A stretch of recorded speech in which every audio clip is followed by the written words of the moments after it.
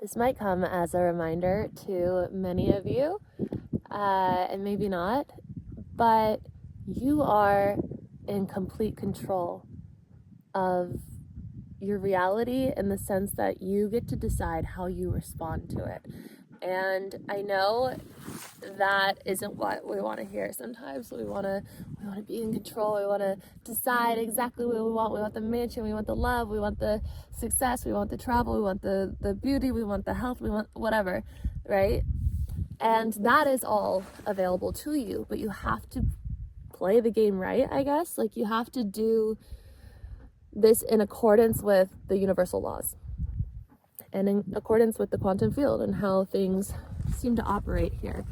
And so you have your free will, right? Your free will is the most definite thing, and you get to choose what you want. And say you had no limiting beliefs, no conditions within your subconscious mind, within your DNA, and you were able to you would just choose, things would happen immediately. It's the same thing as in like lucid dreaming. So lucid dreaming is really interesting to observe in relation to our perceived reality, because in lucid dreaming, if you start practicing that, which you should always do so with caution, but if you start practicing lucid dreaming, you can be riding on the back of a shark flying through rainbow clouds 1 second, and then the next second you could be climbing Mount Everest. I don't know.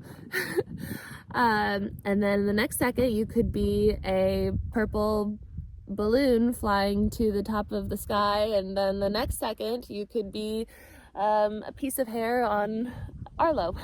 I don't know. I think these are the most random things, but that's how instant it is. The point is that you can just like snap. I choose to be this, I choose to be this, I choose to be this. And often in those dreams, like it will, in a normal dream, when your mind is starting to wake up and you're starting to get to the point where you will remember the dream, your mind is starting to choose the default setting based off of your patterns and your conditionings, and what you've experienced before. And so that's when we start remembering dreams. That's why looking at dreams can be very helpful, because we can see different manifestations of what's still going on within our subconscious mind to see where we're at. But in lucid dreaming, if you're consciously in that dream, you're choosing, you can experience like infinite possibilities, right? And so it's the same thing in this perceived reality, if you were to be able to accomplish that level of no limitation. And so then the goal is, if you are wanting to get closer and closer to being able to really truly have that like sense of control, though I never want to say like you're going to be able to control your life, because you won't. There's going to be so many new layers of healing and awareness that you get to experience. But then the goal would be to look at your patterns and your conditionings and to start observing how they're not real. And so maybe, you choose with your free will that you want, whatever the freedom is. If you choose to have this amount of income and you choose to be able to make it in a certain way, doing what you love, and you choose to be able to travel the world, and you also buy your home and whatever, you choose this timeline. On your way to that timeline, you will have many opportunities to decide to either believe in the pendulums, the balancing forces, those patterns of limitation, or not. But that's where your awareness is like the most important thing that you could ever harness, is your awareness, because the awareness is the truth of who you are. You are the awareness. And so when you can start going through life and being aware of it all, as just it is what it is, then you lose the charge, and those things then become less and less your limiting beliefs, your patterns that hold you back from experiencing the lucid dream as your own reality, right? And so what does that actually look like? It looks like, if you choose to have this money and this perfect dream and this house and all this stuff, and then a certain bill comes up, out of nowhere, and you owe like a big chunk of money, and you start to feel like all this anxiety start to come up, and you're like, oh my God, like I know I had that like manifestation practice the other day where I chose this, but now I'm facing this, and I can't even focus on that anymore because I have to deal with the stress of this, and or you say, this is coming up right now for me to show where I'm at and how close I am to perceiving that reality that I chose. And so you look at that and you say, there's a solution. Because with every problem that's created, there's already a solution created. And so you don't have to worry. The worry is a choice. You can choose, you get to choose how you respond to life. And so I love the book Existential Kink because it's an interesting take on this concept. But it talks about how, like, say that bill comes up for a large amount of money to you, and you know, originally you would normally feel like fear and worry and whatever, but instead in this book it talks about like being like almost like turned on, but like, oh, like that's so sexy, like you think I'm just like this tiny little human who's like worried about money, when really that's because that would be rooted in knowing that you are like this infinite being having this human experience, and you remember how big you are, you remember how untouchable and limitless you are. And so you can easily say like, oh, like how cute, like this little human thing. Like imagine if you're playing Sims, right?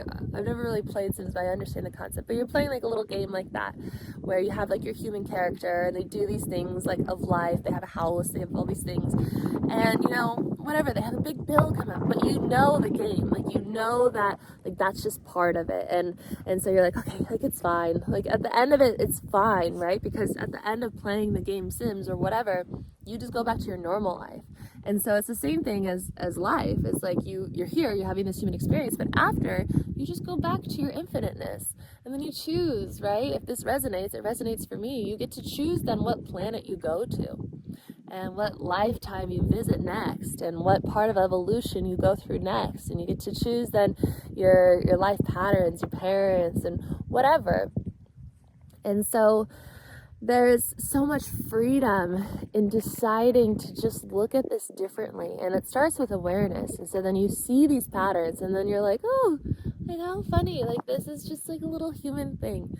And then by doing that, you're wiring in, so then we can like kind of reference like the concept of brain retraining. So we're firing together those new neurons of like no charge, like it is what it is, like adorable, or in this sense with the book, like turning me on, or like you could do gratitude. And so then you're wiring gratitude with what would originally be this worry and fear, and then that pattern is no longer needed anymore, and so then you're on your merry way, closer and closer to the chosen timeline. And so as we're approaching this new year, it's a fun time to talk about this kind of stuff. I mean, we talk about it all the time, but there's so many different ways and angles that we can discuss this. And so that's pretty much what my videos are all the time, is really rooted in remembering the truth of who you are and getting what you want. Like, I want you to just know that you can have everything. You don't have to settle. Like when I talk with people, when I talk with you guys as clients, like, you're amazing, because you come to me with like this intention of knowing that you can have more and experience more, and like we get to go deep in that. And so I love working one-on-one with you guys. It's such an honor. If you want to sign up for that, I have that linked below. But when I'm, you know, in my perceived reality, and I'm talking with people who maybe aren't there yet, like they're still in that conditioning, and that's just part of their journey, which is completely fine. Like, we're all in different places, and I can learn so much from every single person that I ever come across. But when it's like a family member or a friend, and I see that they're struggling maybe with like their career choice, and they're here on the farm for a few days, and they want to go, they have to go back to their normal life and to their job, their 9 to 5, and they're like, oh, I just wish that like I could live a different life. Like, why does life have to be so unfair, and I have to work this job? I wish I could just travel. And like, I never say it, but of course the thought crosses my mind. I'm like, well, it's possible. It's possible to be able to travel the world and make money and do what you love, because I'm doing it. like not in an ego way, but it's possible. if one other person is doing what you want to be doing, then it's possible for you. Let me make sure we're still recording. Good. My battery, or not my battery, my storage, as you guys know, it often fills up because I don't have great Wi-Fi yet. But if someone else is doing the life, living the life that you wish to be living, it's possible. And we can look at, maybe observe what would maybe be jealousy at some point in life, and we can start to rewire it as expanding. So the people that you like feel a spark of when you see their life online or in real life, and you're like, I want that, they're expanding you for a reason. That your guides are taking you to this person and seeing them for the reason of saying, this is what you want. And so we talk about this all the time too, is like your joy and your curiosity are your breadcrumbs. You do not have to look anywhere else for what you should be doing in life other than, where are those little sparks, that little, what would happen down there? Like I joke about this all the time with my friends, but it's part of my process of my existence is going down rabbit holes. And when I go down rabbit holes, I feel it happening, and I feel the momentum, and I feel the joy and the curiosity, and I'm like, oh, something's brewing. Like I'm about to move to Italy, like just things like that. Like when I was living in California, I was like, oh no, like I'm being taken down this. But having that trust to go down there is so important. So when you can trust yourself to go down that rabbit hole of joy and curiosity and to see where it's taking you, then you can start to create this timeline. And so what I was saying is, when I'm speaking with my friends and my family who maybe aren't like completely there yet in understanding that they can have absolutely anything that they want, my question will be like, okay, so like you have to go back to this job that you hate and you want another timeline. I'm like, well, what would the timeline be? And that's something that we work on a lot in my one-on-ones. It's like, okay, what is the chosen timeline? And in my programs too, 21 Days to Rewire Your Mind is all about visiting the chosen timeline every day, because there's so many healing properties to doing that. Once you get clear on it and you stop crying. We'll go see him in a little bit. My cousin Vincenzo's here, and he's crying because we were just on a walk, and I said, you can go back to the farm and I'm going to do my video. And Arlo's like, no, my uncle. Oh. And then Zima's over there. So I'll be like, what's your chosen timeline? And a lot of the times people, if they've never heard that question before, will answer, and they'll say it in still such a conditioning way. They'll be like, well, you know, like if I could just do this job, then like I probably wouldn't be as miserable, and like, you know, I would make a little bit more money, and then like the retirement package is pretty good. And I'm like, but if you could have any timeline, like anything, like if you could be making billions of dollars via what is it called, crypto, then what would you be doing like then, like with your life? Where would you be going? Where would you be living? Like at first your mind might tell you, like if you won the lottery or something. I think it's very powerful to say, like, what would I do if I won the lottery? And most of us have answered that question. What would you be doing? At first, like when I would ask myself that, like years ago when I was super burnt out, I was like, I would just lay on a beach chair, just do nothing. And that's because my body needed that at that time. But when you start visualizing, you know, enough laying on the beach chair and just like regulating your nervous system, which is what we do in the 21 Days to Rewire Your Mind. There's a lot of plugs that I'm making in this video, but I'm very pleased with how my programs and my services have been designed, because they are just so ingrained in my mission here. Stop, Arlo. And so once you get past that, my brother said this actually, my brother's a successful real estate person. He's got a lot of properties. He has property managers, and he doesn't have to work that much. Like when he goes to his property state where they all are, like he'll do a lot of renovations and stuff. But when he's not doing that, he can like pretty much chill. And before he was a professional athlete, and now he's retired. And so a lot of people will look at that and be like, oh, he gets to go to the beach every day, he gets to chill, like that's the dream. But it was really helpful for me to hear this from him years ago. It's like, well, after a while that gets old. Like you need a purpose. Like if you're just going to the beach every day, like maybe some people that is their purpose, but what he felt and what I would definitely feel is like you have to be like working towards something.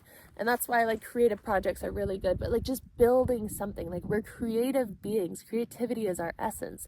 And so what do you feel your purpose is? What is your joy and your curiosity sparking you to do? Like, what did you dream of doing when you were a kid? And what do you dream of doing now? Like, if it could be anything at all, if you had $1 million coming in every single day, what would you be doing?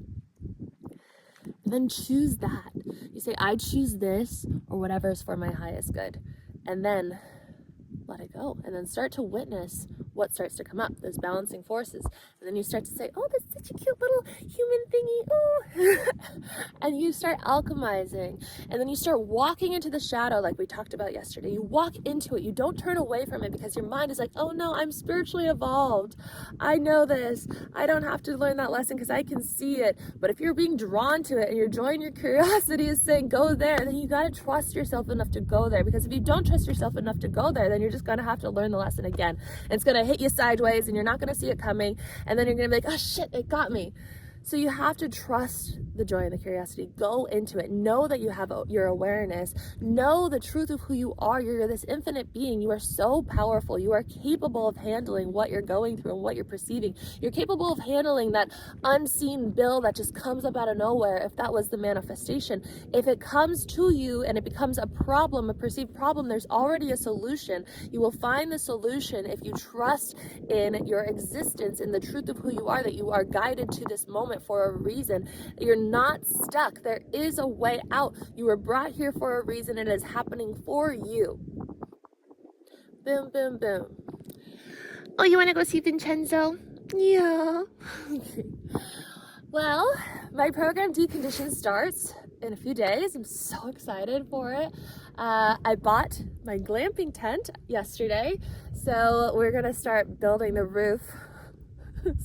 Patience is the key here in Italy. We're gonna start building the roof for my new area on the farm tomorrow, and then we'll build a platform and we'll put the glamping tent there, and then I'm gonna change it into, or build it into, like a yoga, sound bath, healing room, and I'll make a lot of content in there. We'll do a lot of sound therapies, but also have them hopefully in the program if it's made in time. But the program is going to be all about deconditioning your mind, all about moving through those patterns, truly moving through those patterns, so that you can start to truly remember the truth of who you are and how powerful you are and able you are to co-create the life that you truly desire, to have that chosen timeline where you can literally be any person, any version of you that you wish to be. So if you want to sign up for that, it starts on January 1st. The link is below for decondition, and then I have 21 days to rewire your mind, 21 days to know your divine guidance, one-on-one. If you want to go deep into a conversation and work on something together, that's it. I'm gonna go entertain my cousin and do some work for the farm. We're working on some fundraisers right now. We have all those new horses. We're launching some trail riding packages soon, which is super exciting. So if you're an experienced rider and you wanted to come here in a group, do like a 5-day trail riding thing with us, let me know. You can comment below, like trail ride with, I don't know, your email. You can email me, araya@gmail.com. With that all being said, I will see you guys tomorrow in tomorrow's video. I love you. Bye.